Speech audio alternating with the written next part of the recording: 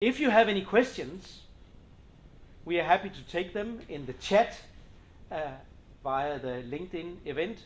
And of course, you and the investors who are here present today, we're happy to take your questions as well.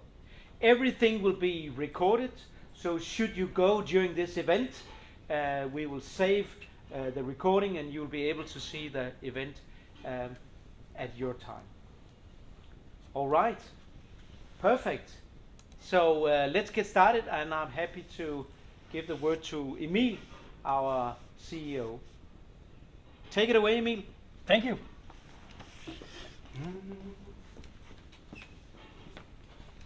Skal jeg se, om I kan skifte det her.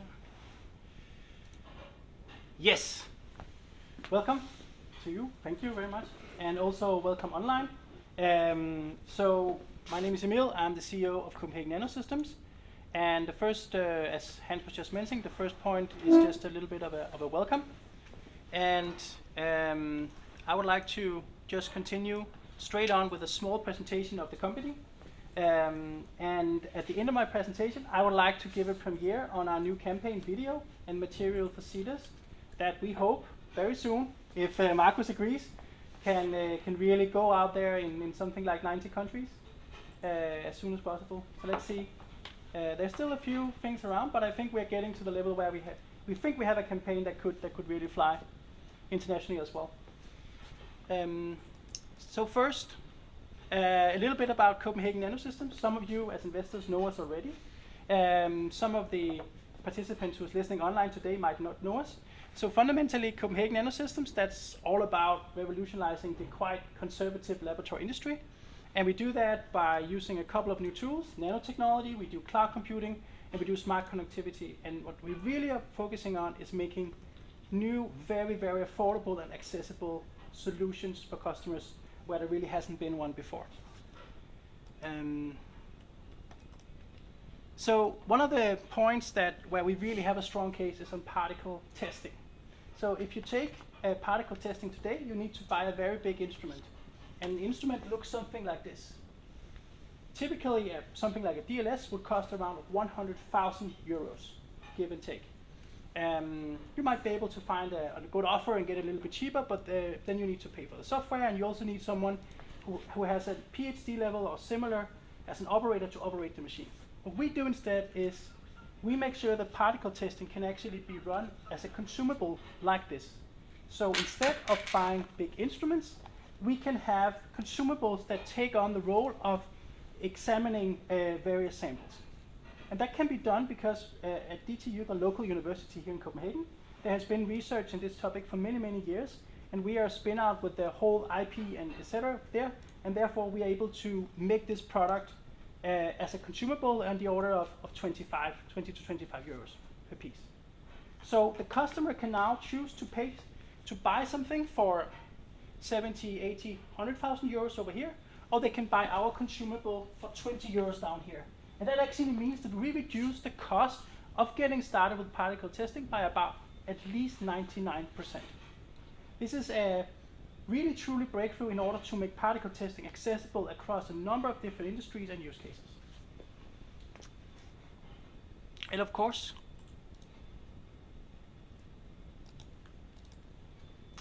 so here's an example where we're looking a little bit about something like microplastics. It's in a drinking water. It's a problem related to a number of industries, including cosmetics, etc. And it actually is one of the situations here is that in order to really test this, you need an external laboratory, or you need to buy one of these machines and have your own in-house operator.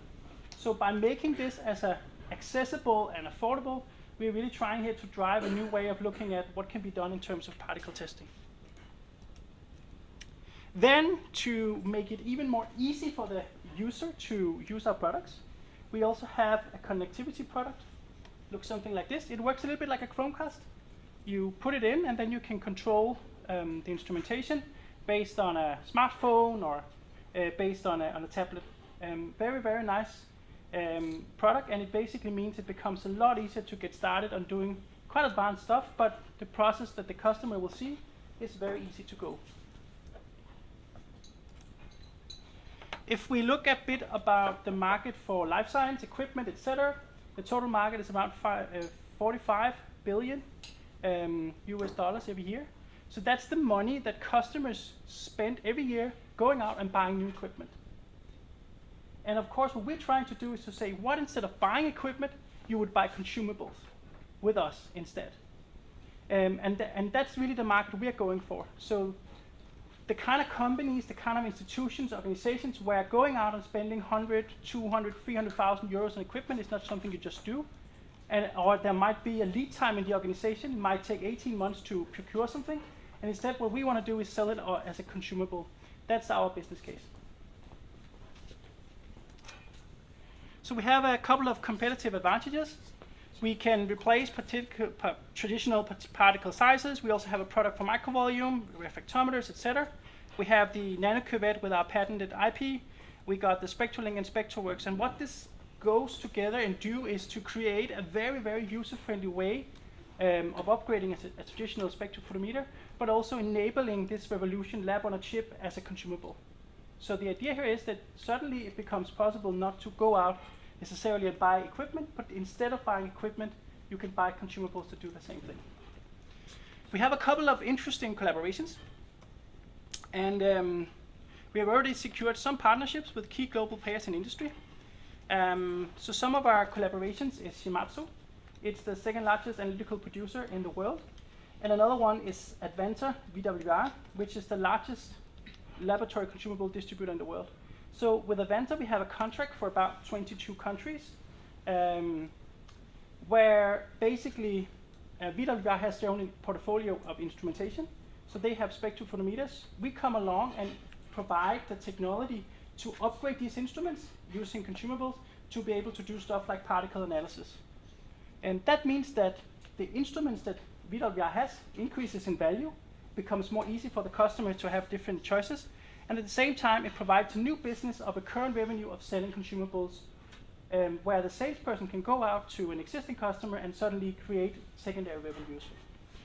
Then in addition to that, we have other researchers such as Spectrocology in the US, Nordic in South Africa, we have Honus in Denmark, we have Rita Bio in China, and ASTC in India.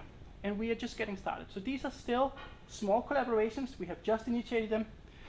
But given the size of the market and given the deals we have in pipeline, we expect that this will continue to grow steadily over the years.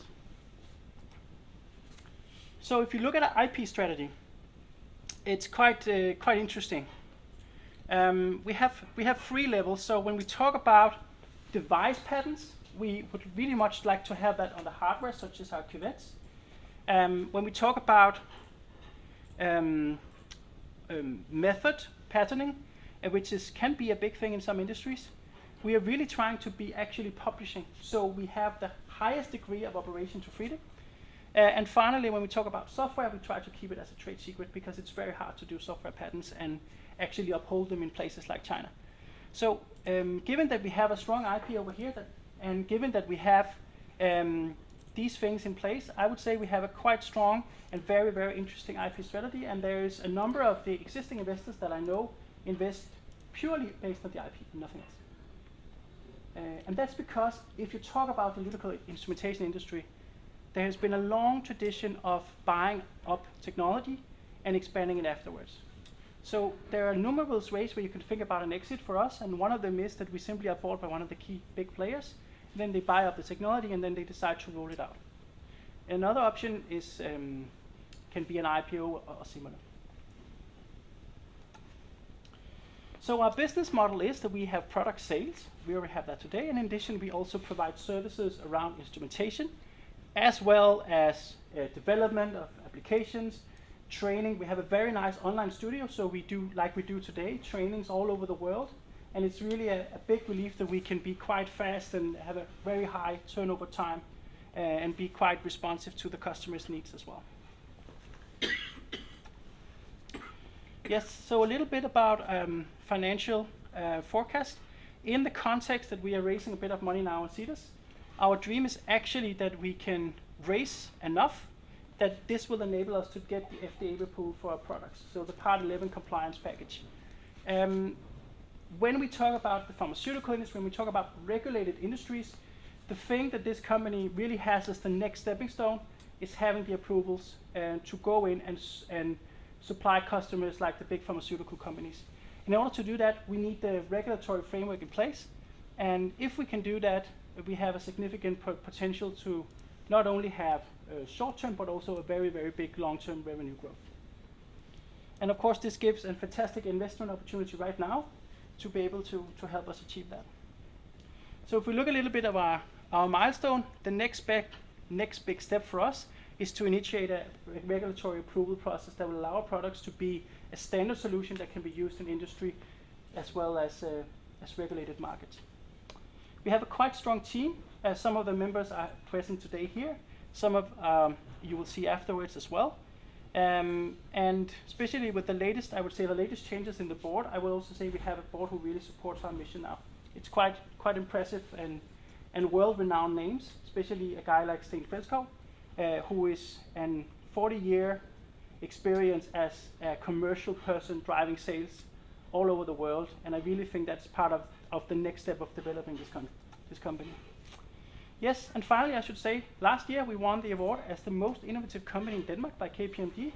I don't know what it means when an auditor tells you you're innovative. I don't know, but we beat some pretty heavy guys, and we are still here, so that's amazing.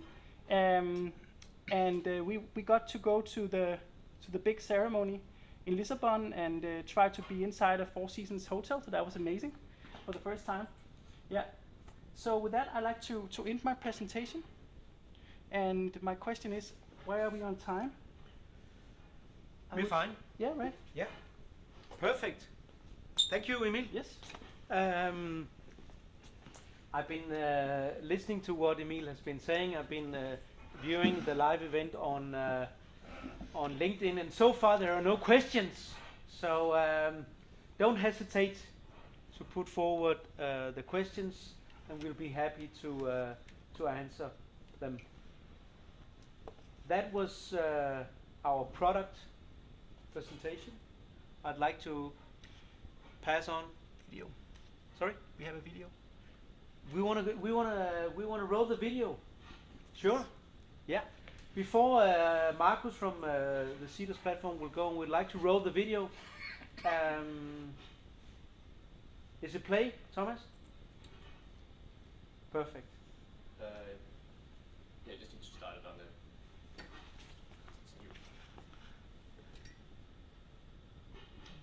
Full screen is that allowed?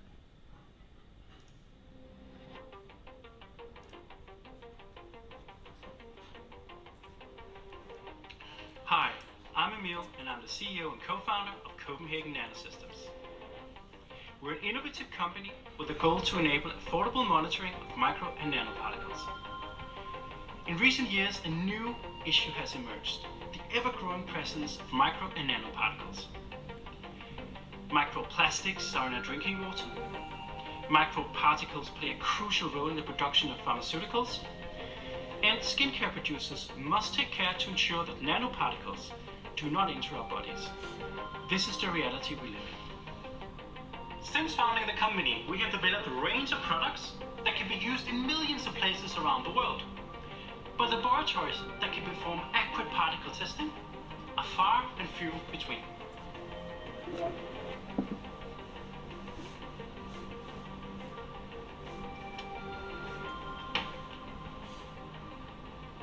One day, on our way home from a customer visit, we realized that we could actually solve one of the biggest problems with particles, namely how to measure them. So we had to go ahead and do it. This is why we developed the technology powering NanoQDS, a revolutionary solution to low-cost particle testing.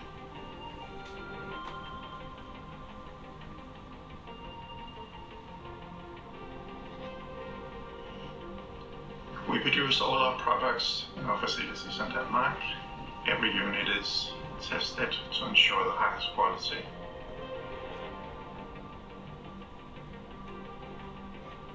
We are using Copenhagen Nanosystems solutions and products whenever we are thinking about innovative spectroscopy. As an example, in a recently granted project, we are focusing on micro nanoplastics, and NanoQDS is helping us to perform particle analysis. It's clear there is a rapidly growing need for particle testing, but for most labs that's simply out of reach. This is due to the expensive equipment, the high level of skills needed to operate it, but that's all changing now.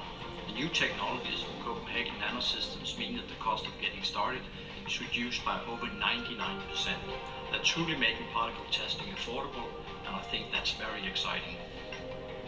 I have invested in Copenhagen Nanosystems because of a rare business case where an exciting product builds on a strong IP protection to address a real-world pain for the customer. Our vision is to make next-generation particle testing available to everyone for any measurement environment. We are looking to turn Copenhagen Nanosystems into a key player in the industry, and we need your investment to meet the demand in a truly global market. This is a very exciting time for us, and we would love for you to be part of our journey.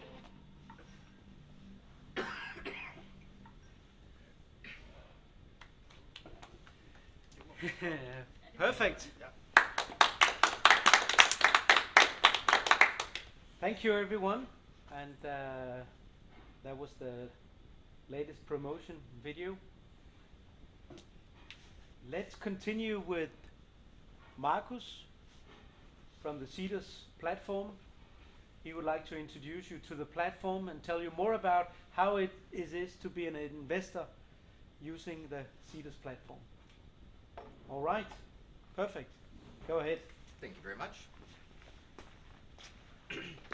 Hello. My name is Marcus. I'm the country manager at Seedrs Republic in Denmark. And to start with, Copenhagen Nanosystems is raising funding on the European component. Our Seedrs.com is the European side of it. We were acquired by Republic in September 22. And together we are the largest private investment platform on the planet. There's about 1 million retail investors, everyday investors, non-professional investors across Europe, and more than 1.5 million of those in the States. That represents the Seedrs Republic crowd pod, essentially. And to date, on the Seedrs side alone, we've done more than 2,100 successful raises. We were founded in 2012 and helped facilitate more than 2.7 billion pounds in investment in these successful campaigns.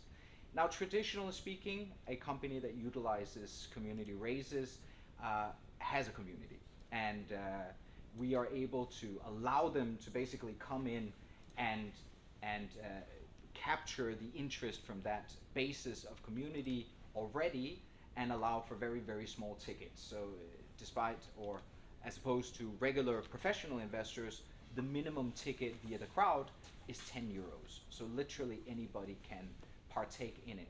And our role, and if you skip slide or next slide, that will help explain it as well.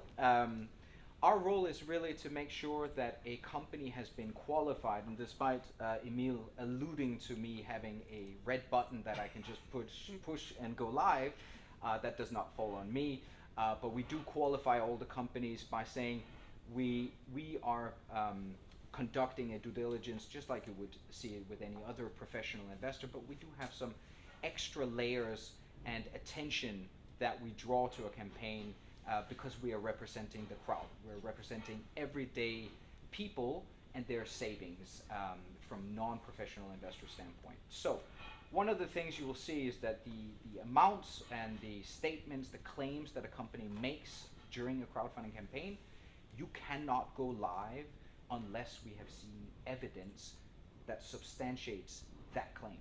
It doesn't matter what kind of company, it doesn't matter what you're explaining, whether it's the revenue, it's the amount of customers, it's the tech stack, it's the how many % that you can reduce so and so. We have to see evidence. So we try to be, or are in place and regulatorily also, under strict supervision, because we're actually operating under 2 European, or 1 European and 1 UK now regulation, the FCA, and then the Central Bank of Ireland for the EU regulation. And it's basically in place so that we can make sure that what a non-professional investor sees has been gone through a strict due diligence process as well, And the way that crowdfunding works is that an investment takes place somewhere externally. And when that takes place, it sets the scene, it sets the price, it sets the frame, it sets the valuation. All of these things happen on a professional negotiation. And what we then enable a company to do is go and lift that and offer that ownership at a much, much lower buy-in. So you get the same terms as the professional investors, except you get to invest from 10 euros and upwards. And we do this by syndicating these hundreds, if not thousands, of investors in a round under the Seedrs nominee. So there's one name in the cap table for Copenhagen Nanosystems, which is the Seedrs nominee. Seedrs votes for the crowd, represents the crowds, handles all administrative and legal side to it, issues share certificates as well. So basically everything that relates to the community side we will take care of. And as an investor, you get to invest in high growth, mission-driven companies that are able to go and impact the world in a positive way. If you skip slide here, and I've taken some examples here from the Danish community now that we've been present since 2016 under reverse solicitation, and now recently, just a month ago, received the EU regulation and regulatory approval to be able to do what is called financial promotion, FinProm, which again comes with a lot of disclaimers. So again, back to the red button that Emil is considering, we have a lot of disclaimers and we need to substantiate all the different claims. We've done a couple of other recent companies, you could say, that fall within a space where there isn't much of a community. So historically, a company that has a great big fat community can enable that community to take part in the company, but traditionally speaking, it's been difficult to do with a B2B company. Let's take a software company, for instance, selling B2B, because they don't really have a community. So we essentially go out and try to harvest that from the base of non-professional investors across Europe. Copenhagen Nanosystems is sort of in the hybrid section, because there are a lot of fans and followers and customers really around the planet. So it kind of semi-fulfills the community side, and then the mission to democratize the access to and the cost of lab tech and testing and analysis of nanoparticles, microplastics, etc. That's something that falls within the heart itself, that consumers or retail investors want to see change. They want to see that the hard-earned money that you have and the fortune, the savings, the investment you wish to make has a direct impact on something. So one of the things that we see the most appetite for is any type of company that is able to provide a change either to an industry or to a specific segment as part of their remit, where that impact and mission-driven companies is not just something that is adhered or is added after. It's something that the company really believes in and is part of that vision and mission as a whole. Any questions thus far? Should I? No? Fine. And with these companies and the way that we qualify them is what you will see as the minimum amount that the company has to raise, and this goes for Copenhagen Nanosystems as well as all the other companies. The minimum will always be set of the company being able to achieve 12 months worth of runway. So having a burn for 12 months and still being able to test out. I mean, we're talking about startups in general, so we need to support that they also have the accurate and available runway in order to test out certain things, break things fast, as is popularly said. So that's one of the components there, and then the evidence side, I would say, is probably one of the biggest. We also look after, from a structural point of view, and represent all the small investors, is their voice. And so what we fight for and make sure that is in place is always that a crowd investor never gets a worse ranking than a professional investor. It should not be a second-class investor, because you're as much a part of a company as a professional investor. And in some cases, the community is able to obviously propel a company as well from a marketing standpoint, from a consumer or customer acquisition standpoint as well. So in short, we essentially enable the democratization of capital So to take it from professional side, from an external investor, and then offer the same terms so that the company can go out and raise from their own crowd. And that's what we are here for today. So Copenhagen Nanosystems has a pretty big and kind of substantial global reach in terms of the community. And now our job is to try and get everybody rallied around this point of raising, being excited about the raise. Once it fulfills the pre-registration, and this is the phase that is happening right now, and the way that we build and assess is the appetite there for the investment itself. So we go through 3 stages. The first one is the pre-registration. That's where Copenhagen Nanosystems is today. And this is where we essentially test how much appetite is there in the market. People pre-register, it's like a pledge to set how much are you intending to invest when Copenhagen Nanosystems goes live. And then the second phase, once we see that this has been, is pointing towards this minimum, then we release it into private mode, and this typically happens on a Thursday, where we email out to everybody who's registered in the pre-registration and say, you know, you have priority access only for you, only for the people who have signed up in pre-registration. You can now go and make the investment. So that will be the next phase. And that's where we fill up, because crowd is about 2 things. It's about not eating at a empty restaurant. We humans don't like to visit restaurants that have no people in it. So we want to make it popular. We want to have that momentum leading in from one side, and then ultimately on the other side, you need to have FOMO, fear of missing out. Those are the 2 main components. We share that with whether it's product crowdfunding like Kickstarter, Indiegogo, etc. It's exactly the same thing. So you need to lead with a lot of attention, a lot of momentum, a lot of noise coming into it. That leads us to a lot of uptake. And then finally, we have the final bit, which is the FOMO phase. And so we fill up that campaign, we release it into full public mode, and now everybody can invest. And that's where we have a 30-day campaign that runs, and anybody around in the sanctioned country, as you mentioned, I think plus 90 or something. I'm not sure it's that many, but it's certainly all of Europe and a whole list of third-party countries as well. So it's a big list. And then the campaign runs until it's successfully funded and goes into overfunding, which we typically see. And once the 30 days are over, we then conclude the campaign. It takes us about 2 weeks to do the closing process, release of funds, everything else, so that the company receives the funding that has been provided. Yeah, I think that once that's done and we conclude the due diligence side and have released that side, then we issue the share certificates, and it will show up in your portfolio account on Seedrs, and then Copenhagen Nanosystems is then a portfolio company. And the thing is that it's interesting, when you go the crowd path and the community path, a company will raise again and again and again. So I think the record right now is a British company that's just done their 14th round on Seedrs. So you'll come back and just get more buy-in from the community, raise more capital, and kind of just increase that trajectory for the company itself.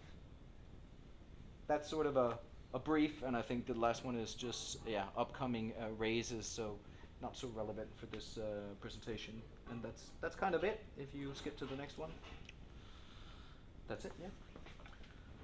Questions? Perfect. The first question could you tell us something about how to become an investor on the Seedrs platform? What is the checks that you do, and what kind of documentation should be ready from an investor point of view in order to go through the steps of being qualified as an investor? Yeah. So 2 tracks that you can take. I will do the personal, the individual one first, which is literally go to Seedrs.com and choose everyday investor. There are 3 to choose from. You have everyday, you have sophisticated, and you have high net worth in there. The last ones require evidence again and documentation of different sorts to prove it, but most people will be everyday investors. And then you go through a mandated onboarding process where we basically ask you questions to figure out and to make sure that you are aware that this investment carries risk, and that investing in startups is filled with risk. And so it's literally a sanity check, 7 questions, and you have to get it right. And then what we do is we KYC, know your customer, by taking a photo of your face. We're going to scan that as well, and then you provide your ID documentation, like a passport or ID as well. So that's part of the normal individual setup process. It's very similar and sophisticated in high net worth as well, but you do also submit more documentation. And then when you do sign up, you can also do it as a company, like a holding company, an APS, or whatever it may be. And that's something we also need to just address, the APSAS side of it. But you need to select, I'm registering for an institution instead of doing it personally. And then we will require some documents for you to send. It is more than if you're registering as an individual. You can go to the site right now and scroll through all the different open investment possibilities that are there. You don't need to pass KYC to see it. Obviously, you need to pass KYC in order to invest in it. And the European regulators are slightly more lenient than the British ones, than the FCA is. So actually, if you miss the questions on the British side, you get locked out, and we cannot, you start to be locked out for a period of 24 hours. If you don't get it right the second time, then it's several days. Like, we are very serious about people understanding that this comes with risk. It is a high growth startup. Yeah. Perfect. Thank you. One question from me is, I guess also existing investors have to go through this process as well, right? It's not only new investors. You mean if you Copenhagen already have Nanosystems? investments in Yeah. Copenhagen Nano? Well, that's actually a question to you, Emil. Have we gone through your existing investors in terms of them signing? They're not signing up like that. We're reflecting the existing owners in the cap table. Yeah, so when an investor invests in Seedrs Nano, there is a due diligence that is done, and that legally falls on the company. So every single investor, we have 110 investors today, has been checked thoroughly, and we have to document that. And in Denmark, it's very easy because you have Meet ID, so it's very easy to know that you're speaking to real persons. So now there is a so that's the process we have been doing on all our existing 110 investors. And of course, from our perspective as a company who want to go on this platform, it's a huge relief if we could have investments using this platform instead. So instead of having kind of a semi-home built system where we're doing this, having a nice platform where everything is just running very smoothly, that's a big gain for us. I can maybe add to it that once the investment is made through the nominee, where all these investors lie, you have access to the largest secondary market on the planet, which works just like a stock exchange, except for the fact that it's only open 1 week per month. And here you have all these high growth startups that you can invest in, and you can buy and sell shares. You set the premium price, you set the discounts, and then it's demand based. And I did want to also just touch upon the fact that here in Denmark, because the company is incorporated here, we do, as one of the very few, I think, if not only country in Europe, have a ban on a certain company entity type, the APS, which we have most of, unfortunately for me. And it's not legal for a APS company to do crowdfunding because that is public offering.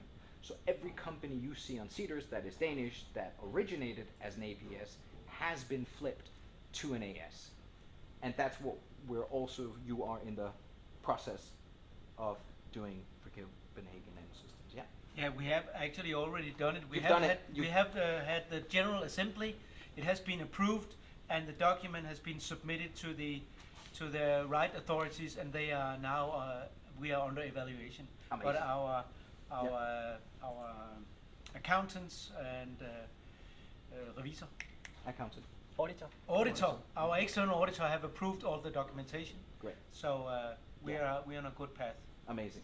Okay, so that's literally the only sort of abadabai when it comes to the Danish market in particular, and we just need to have the flip completed by the time that you push live publicly, because that can have an impact on the share price, and we want to be accurate, fair, and not misleading in any way. That those are the three main regulatory things that we operate under.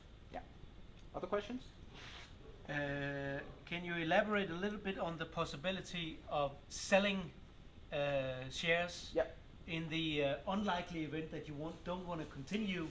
How could you then sell and invest in even more or in other companies? Or it could be the point that you wish to maybe just take a little portion of it and offload along the way. And typically you have a trading window, which is 7 days out of every month, where you can buy and sell shares on the secondary market. And each person sets their own price, and if there's uptake and demand for it, people will buy it there. And we also do not only primary campaigns where we raise new fresh capital for the company, we also do secondary campaigns as well, especially when you get to some of these very, very large kind of unicorn level companies. Then typically there are some either team members or a group of shareholders that are offloading on the secondary market, and we can build a campaign around it if it's big enough for that. So outside of that also kind of touches upon the two ways that we charge a fee. There's one fee that relates to the company itself, which is a fundraising fee. Everything we do is success-based only, so we have to get it successful and make it successful. And across the board in Europe, we have a plus 90% success rate. But if your VC back knows on one of the slides, and raising more than €1 million, then we have a 100% success rate. So really, that's the ultimate calibration. Now, we're not there on this round, but I think that Thomas would like that. But in any case, it's something where there's been a very strong kind of modus operandi for how do we ensure success every single time. So you're running off a very tried and tested kind of platform, not only for handling the types of companies.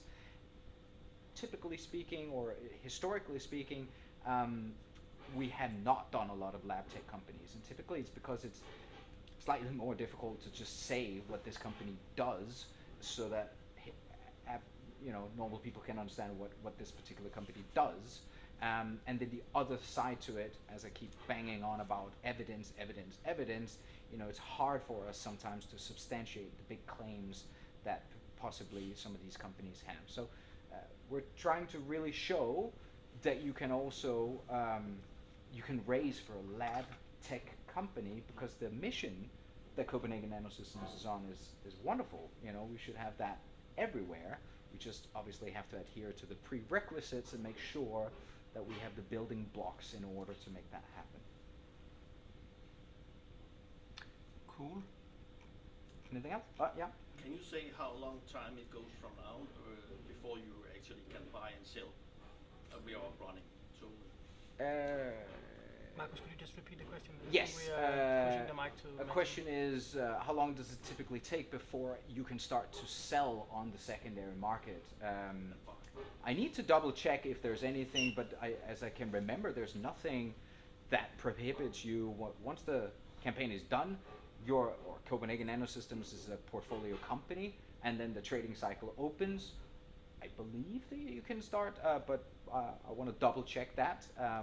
But I don't think there's any kind of lockdown before it. Go from here 1 month or? Yeah, so every month is the trading cycle. So you mentioned 7 days. Yeah. And so if you're not there in that space, you can actually put in an order to buy. Then you will wait. No, you will wait until the next trading cycle. Okay, so that is the window. Yeah. You have to act. Those 7 days. Yeah. Okay. Transfer window. Yes. How do we avoid any insider tradings? any employee at Seedrs or Republic, we are not able and not allowed to use the secondary market. None of us can utilize that. So we can only raise for primary rounds, which goes through that whole string of validation, due diligence, and otherwise scrutiny. Yep. For me, as an investor, how much is the fee for buying and selling? Yeah. So we charge, the question was, what is the fee as being an investor for buying and selling? And there's really only one fee that applies to you. Well, you could say, okay, there are two. There's the payment processing when you do invest. We charge a payment processing, whether it's Visa or MasterCard or any of the others. And then the other one is the when you sell on the secondary market or the company has an exit, then we charge a 7.5% carry fee only on your profit and only on exit. So anywhere from here on until, let's say, it happens in 12 months or 18 months or whatever it may be, there are no charges in between, and we charge a 7.5% carry fee on your profit and only on exit. All right. Any other questions? What about taxes? Yeah. Can you explain, is it possible to make an account in Ireland, or is that, will that be better? Anything relating to tax-specific advice, Yeah. you will have to seek own counsel. I am not at any liberty or can kind of comment around that. You should seek general guidance on that and counsel on that. Okay. Any other questions? No. Okay. I still don't understand. Do I have to change what I have now, or will they change by you, or will they stay as shares? Or what happens with, what are we doing? Yeah, maybe I can comment on that. I can comment on the second part. Yes. But you go for the first one. So it's up to you. That's the short answer. You can stay with your investment directly in CPH Nano now. Or you can say, I think this secondary market could be a very interesting trading platform. I want to transfer my shares from here and into the nominee company Seedrs in CPH Nano. So that second part I want to just address because it's not, we can't do it on just an individual basis, but what we've spoken about and what we do for companies is exactly when you have a company that already has a bunch of investors and they don't maybe necessarily need to sit direct in the cap table, because typically you have that with a big investor who wants some sort of control, a board seat, whatever it may be. And so the smaller investors, quote unquote, it's beneficial to sort of put them under the nominee. And we can do that. Comes at a cost, obviously, and it's quite administratively heavy for us because we need to lift individual investors into the nominee. But once you're there, then you can use the secondary market, etc. And that is something that Copenhagen Nanosystems can consider as the next step. But you have to become a portfolio company first. So we need to raise firstly now, and then time needs to pass a little bit, and then you can consider whether you should lift the existing shareholders into the nominee then. But this is a decision that would have to be taken at a general assembly. So your current shares will stay in the cap table as they are, but if you want to invest more, then you will have Seedrs, so to speak, Seedrs shares, and you will be a member of the platform. But your current shares will stay in the cap table as they are outside of the Seedrs platform. Yeah, but then that has been very unclear in the emails. I think we should be more abreast of that. That you actually are not sure that you can sell every month if we doesn't change them, because that shares are not on this market. So when we have been, that's why I was here today, because I was very confused. What about? But right now they are not up for selling when we open if we do not move them. So until that is decided what to do, you don't know. You're right. You're right, and I think it would be not for us as individuals to take that decision. We would have to ask the investors at a general assembly, and obviously we want to do what would be best for the investors, and if it's a general decision that we want to change all our current shares and make them part of Seedrs because it's a good idea, then probably we'll do it. Yeah. But currently we cannot offer that for individual investors. But the product exists, you could say. It's called direct to nominee. Share price, will the present cap table follow the Seedrs share price? Or will there be differences? That's a very, very good question. Yes. I'm sorry, Anders, I will have to get back to you on that. Yeah, I'm not sure I can provide any clarity on that either. But maybe you could clarify let me think about it. Over the next half year or so. Now, I mean, for the present investors, it would be nice to know where we stand. Yeah, sure. So, sure. I mean, I've seen some companies converting to a platform, and then afterwards, some of the investors felt let down because the individual investors from the cap table didn't actually get the possibilities that the new investors got. Right. And that's exactly also what you are addressing here. Yeah. There's a possibility to do it. Unfortunately, it is the clash of two worlds coming together. But I mean, but the if possibilities. you could clarify that over the next 6 months or so, that would be very nice. Thank you. Yeah. Great. Marcus, could you tell us something about the success from Seedrs? How many companies do you have in? We have supported more than 1,300 companies and more than 2,100 raises.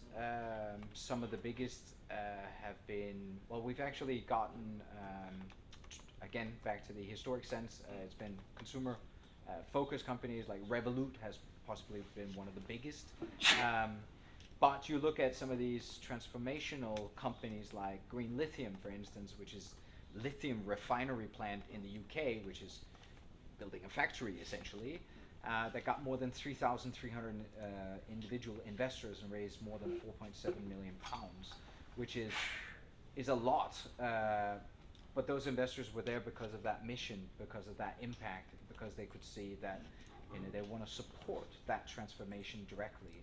So this is really what you're trying to invoke here, is that people can invest with their heart, actually. That's the major difference between traditional investing and using the community, using the crowd.